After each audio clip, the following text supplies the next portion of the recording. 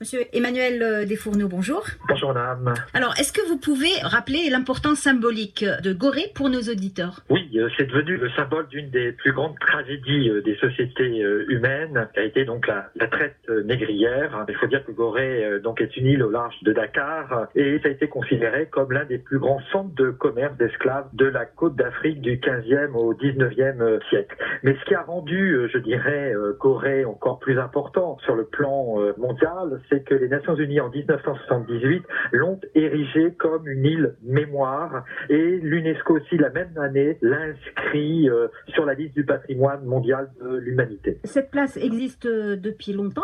Alors pourquoi sa nouvelle inauguration suscite autant d'émotions et de critiques? Alors je distinguerai la diaspora africaine et l'Afrique.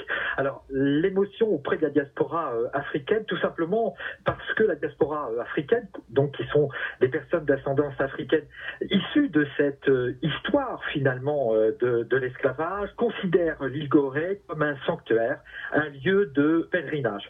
Et ils ont considéré finalement que cette place de l'Europe, eh bien, c'était une sorte d'acte de transgression, que cette île avait été autrefois disputée par les Européens pour contrôler la traite négrière. Mais je voudrais surtout souligner un fait important, essentiel, c'est que finalement, ces personnes d'ascendance africaine, eh bien, subissent encore aujourd'hui des discriminations et plusieurs formes de racisme dans le monde, et notamment parce que c'est dû aux préjugés qui ont hérité de la période de l'esclavage. Donc ce sont des personnes qui sont extrêmement sensibles sur ces questions-là. Et puis pour la question de l'Afrique, plus en général, effectivement, par exemple, les Sénégalais se sont émus, mais pas simplement les Sénégalais, il y a eu beaucoup de Camerounais, d'intellectuels. C'est dû, je pense, par rapport notamment à 2003, il y a eu un basculement, c'est-à-dire qu'aujourd'hui, il y a une prise de conscience de l'identité culturelle africaine et l'esclavage fait partie de cette histoire de l'identité culturelle africaine.